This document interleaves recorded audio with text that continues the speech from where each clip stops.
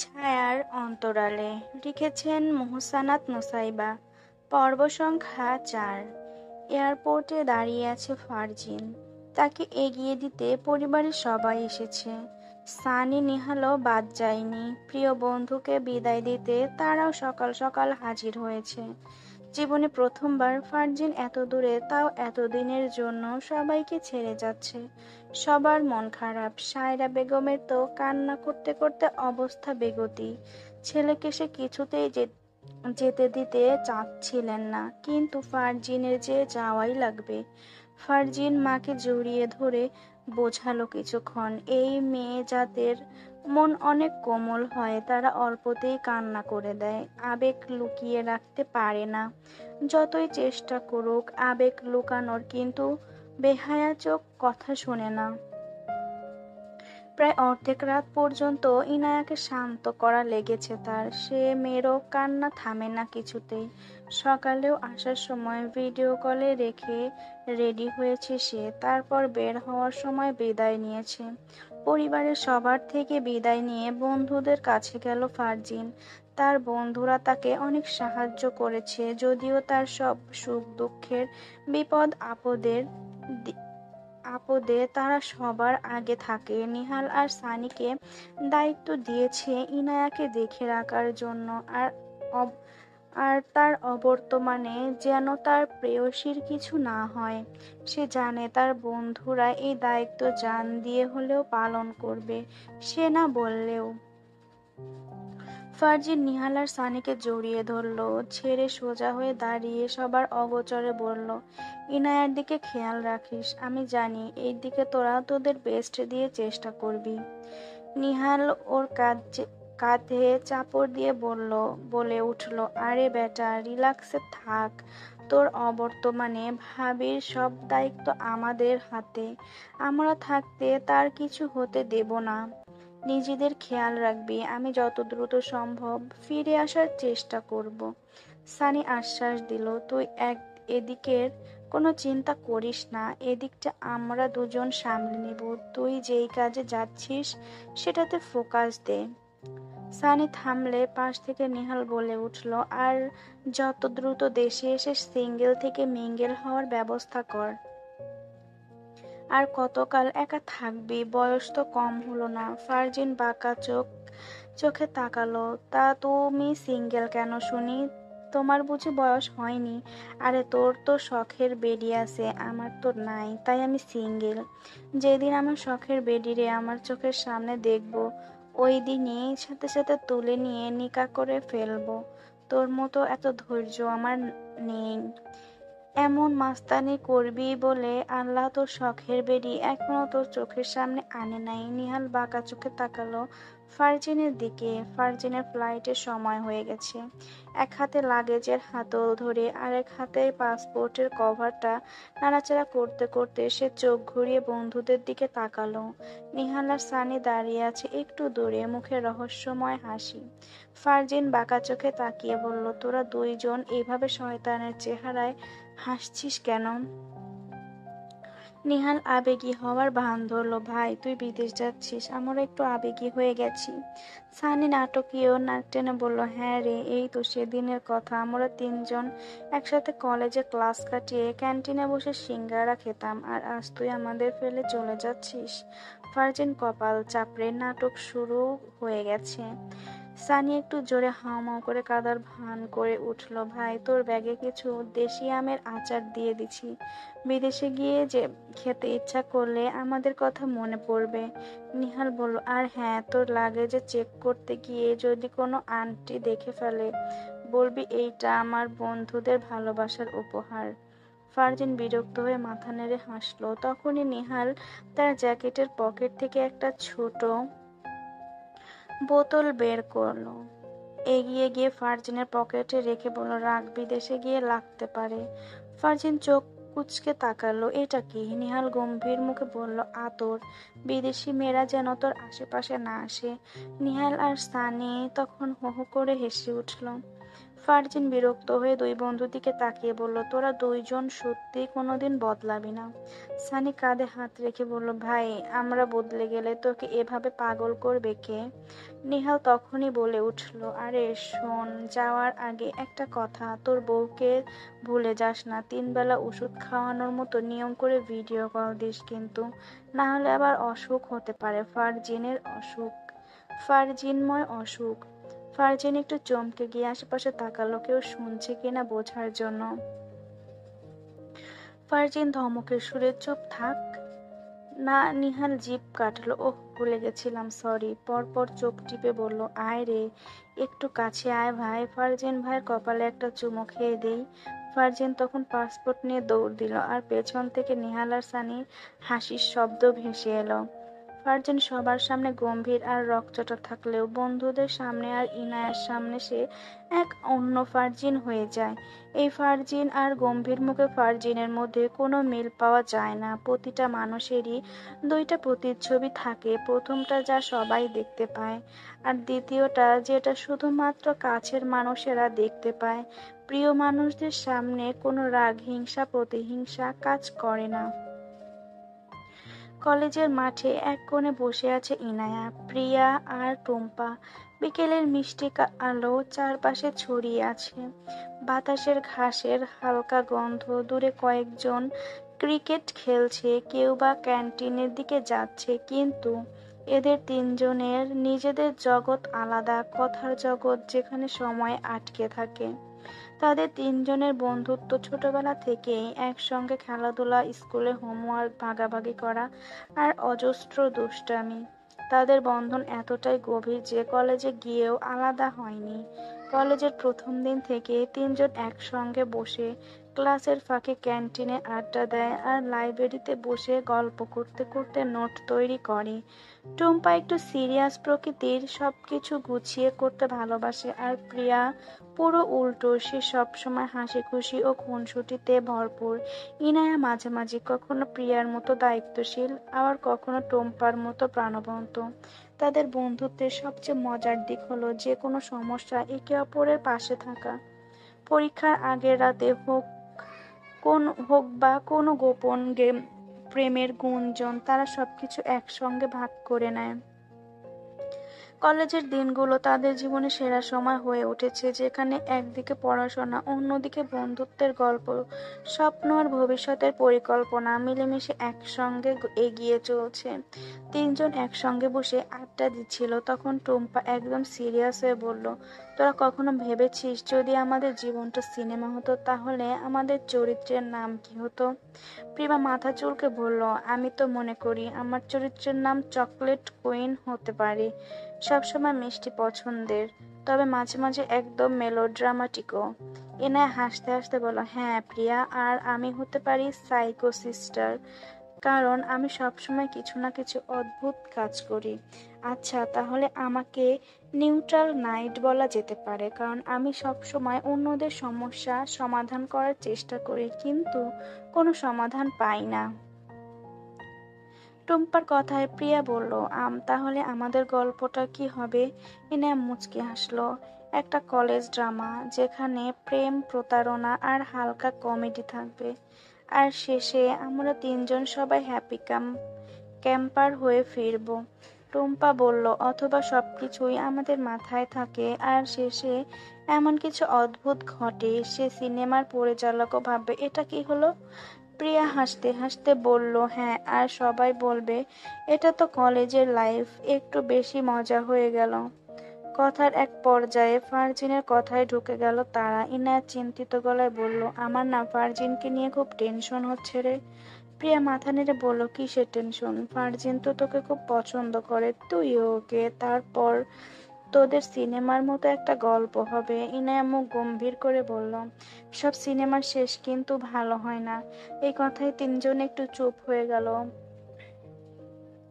বাতাসটা হঠাৎ ভারী হয়ে উঠল যেন। প্রিয়া একটু নরম গলায় বলল, তোর ভয়টা কি ইনায়া? ইনায়া দীর্ঘশ্বাস ফেলে বলল, ভয়টা কিছু ঠিক বুঝতে পারছি না, কিন্তু কিছু কিছু সম্পর্কের গায়ে দাগ থাকে যেগুলো বাইরে থেকে বোঝা যায় না। টুম্পা আর প্রিয়া পরস্পরের দিকে তাকালো। বন্ধুত্বের সবচেয়ে বড় শক্তি হলো না বোঝা না বলা কথাগুলো তারা অনুভব করতে পারে। টুম্পা একটু থেমে বলল, আচ্ছা, তোর ভয়টা কি এই যে তোর বাবা কখনো এটা মেনে নেবে না? ইনা নীরব হয়ে গেল। সত্যিটা স্বীকার করতে কষ্ট হয়, কিন্তু সে জানে বাবার চিন্তা ভাবনা সে যতটা বুঝেছে তাতে একটাই উত্তর পাওয়া যায় না, বাবা কখনো এটা মেনে নেবেন না। ফারজিন তার থেকে বয়সে অনেক বড়, প্রায় 11 বছরের বড়। সে কখনো তার আদরের মেয়েকে বয়সে এত বড় ছেলের সাথে বিয়ে দিবেন না। প্রিয়া গম্ভীর দৃষ্টিতে তাকিয়ে বলল, কিন্তু তোর বাবা তো এখনো কিছু জানেন না, তাই না? ইনায় আস্তে মাথা নাড়লো, হ্যাঁ জানে না, কিন্তু ওনার চিন্তা ভাবনা তো আমি জানি। বাবা সবসময় বলেছে বিয়েটা শুধু দুজন মানুষের নয়, দুই পরিবারের, দুই জীবনধারার মিল। আর বয়সের একটা ফারাক থাকলে মানসিক কথার মিল হবে না, এটাই ওনার ধারণা। টুম্পা হেসে বলল, তোর বাবা কি মনোবিদ? কিভাবে জানবে কার মানসিকতা কিভাবে মিলবে? ইনায়া হাসলো না, তুই বুঝতে পারছিস না, বাবা আমাকে ঠিক যেন একটা শখের পুতুলের মতো দেখে, যেটা তিনি নিজে গড়ে তুলেছেন, আর সেটাকে তিনি যেমন চান তেমনই রাখবেন।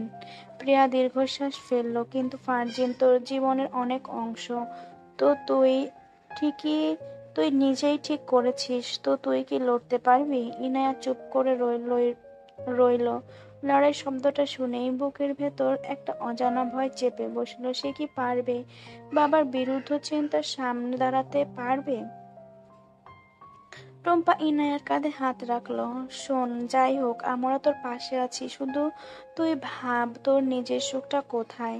ইনায়া মুখ তুলে তাকালো। হ্যাঁ, সুখ। সে কি নিজের সুখের জন্য সত্যিই লড়তে পারবে? আচ্ছা তুই কল্পনা কর, তোর বাবা যদি সত্যি এটা জানতে পারে তখন কেমন হবে? টুম্পা গম্ভীর মুখে বলল। প্রিয়ার সাথে সাথে অভিনয় শুরু করলো, গলায় ভারী স্বর এনে বলল, আমি বলছি কি হবে। তোর বাবা প্রথমে চশমাটা খুলে জামার হাতায় মুছবে, তারপর বলবে, তুমি সত্যি বলছো এই ছেলে কি তোমার প্রেমিক, না তোমার মামা?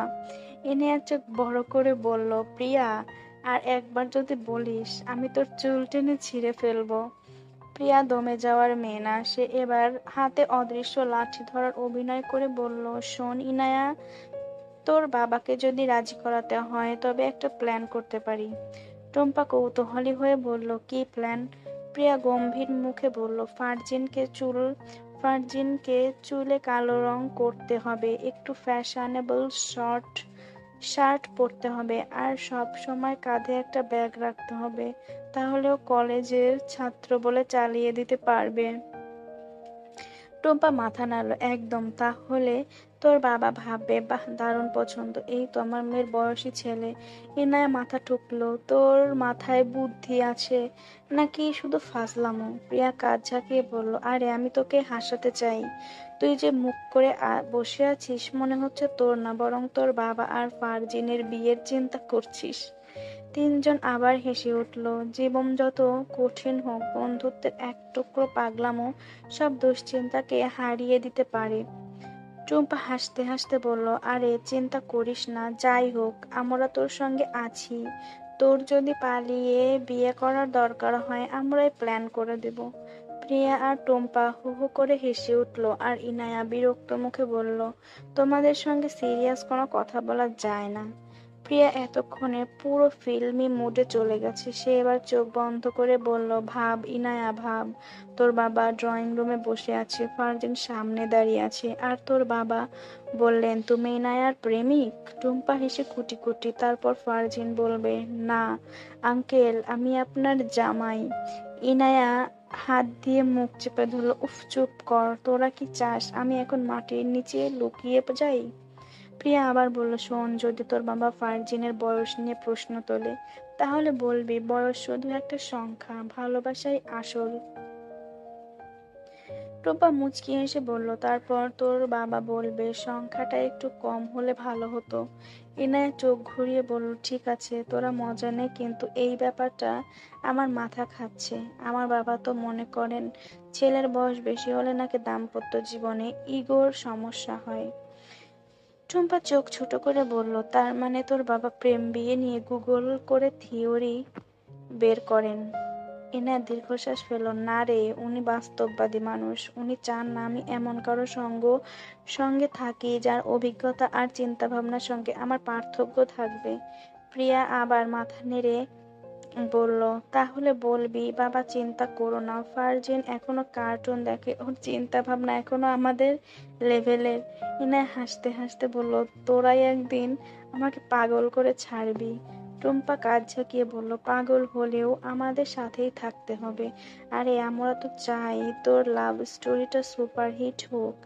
ইনায়া মনে মনে জানে মজা করলেও বন্ধুরা ওর পাশে আছে, আর কিছু না হোক এই আড্ডার হাসাহাসিটাই ওর সবচেয়ে বড় সাপোর্ট।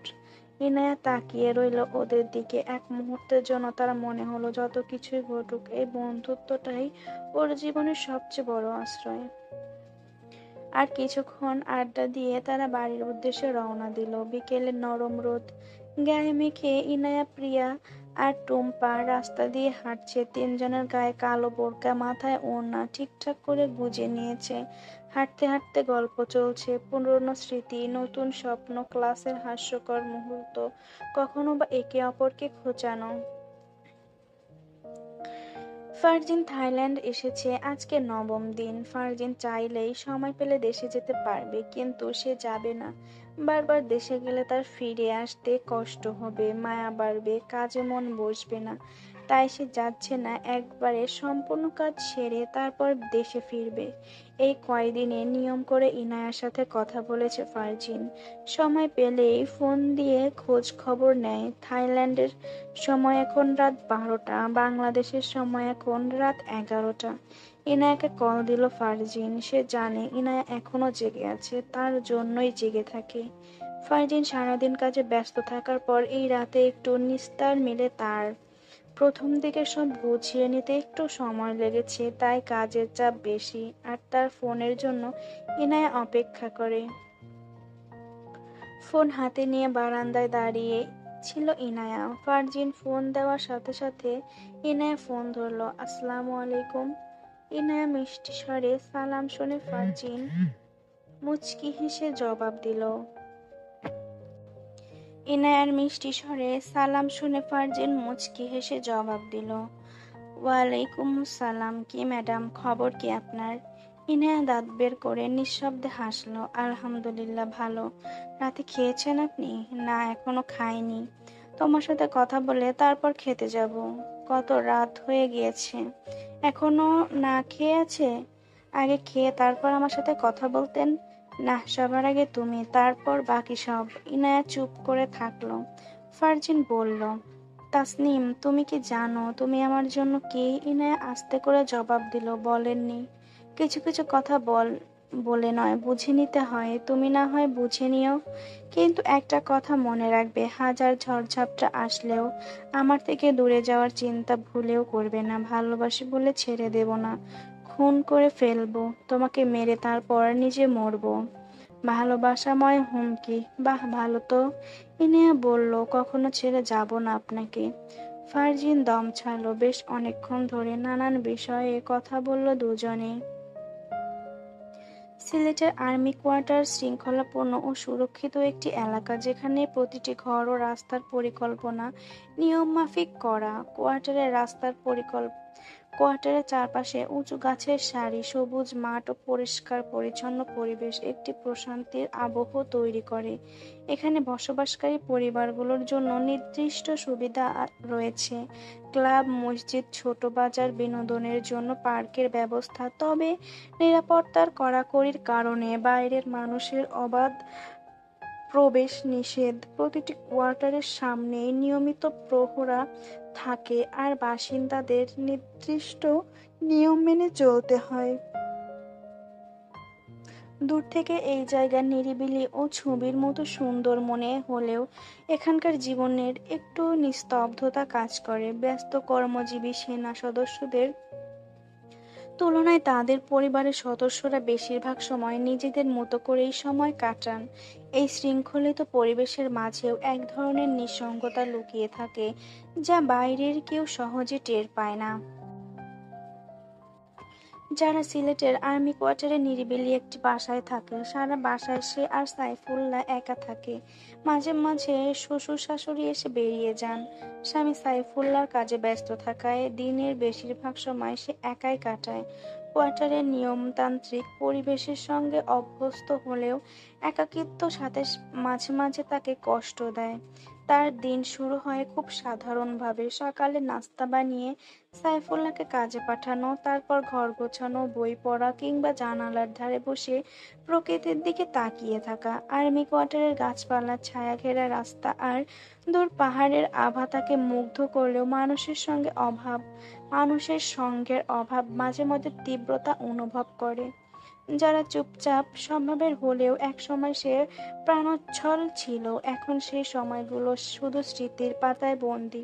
সাইফুল্লাহ রাতে ফিরলে কিছুটা সঙ্গ পায়, তবে তার অফিসের কাজ আর দায়িত্ব থাকায় দুজনের কথাবার্তা খুব সংক্ষিপ্তই হয়। যারা হয়তো অভ্যস্ত হয়ে গেছে এই জীবনে, কিন্তু তার মনের কোণে কোথাও একটা শূন্যতা রয়ে গেছে যা সে কাউকে বুঝতে দেয় না।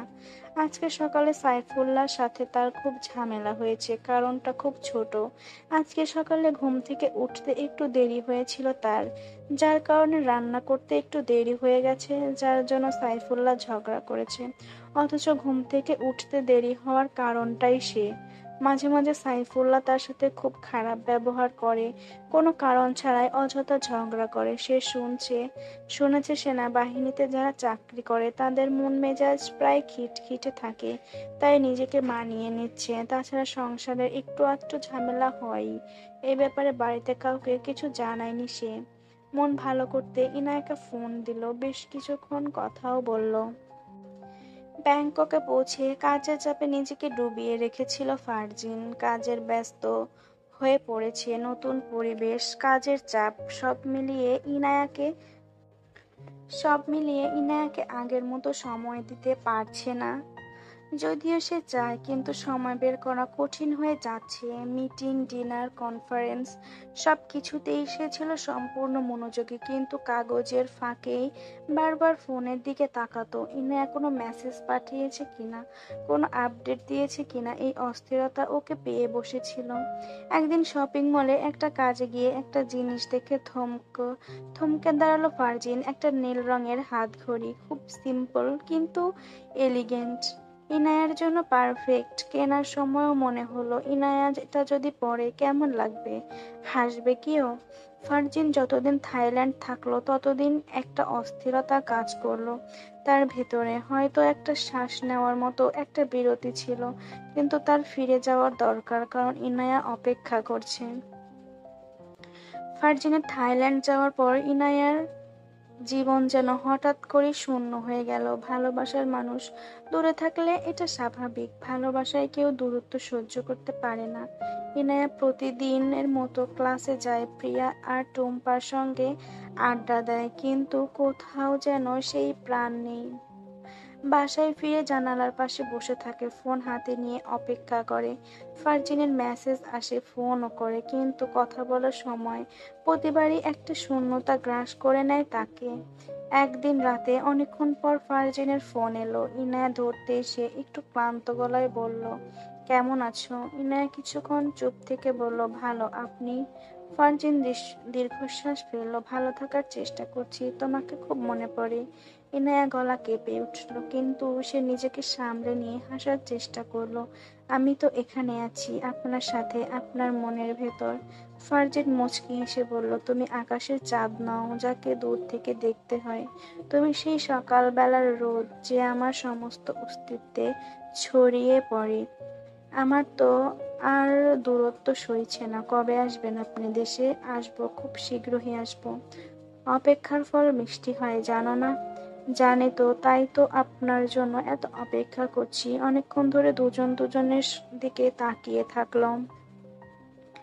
ইনায়া, প্রিয়া আর টুম্পা কলেজ শেষে বাড়ির পথ ধরে একসাথে হাঁটছিল। তারা তিনজনেই বোরকা পরা, মাথা হিজাব করা, হাসাহাসি আর খুনসুটিতে মেতে ছিল তারা। হঠাৎ করেই, আরে সামলে, একজন ছেলেকে সামনে থেকে আসতে দেখে টম্পা সরে যেতে চেয়েছিল, কিন্তু দেরি হয়ে গিয়েছিল। ধাক্কা লেগে ছেলেটি প্রিয়ার দিকে হেলে পড়ে। প্রিয়া সঙ্গে সঙ্গে পেছনে সরে গেলেও ছেলেটি ভারসাম্য হারিয়ে যাওয়ার উপক্রম হয়। ইনায়া দ্রুত হাত বাড়িয়ে তাকে সামলে দিল। ছেলেটি হতভম্ব হয়ে কয়েক সেকেন্ড তাকিয়ে রইল। তারপর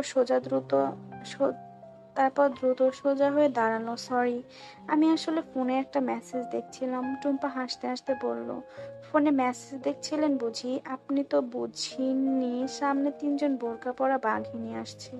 টুম্পা আর প্রিয়া হাসলো। ছেলেটা তাদের সাথে হাসলো।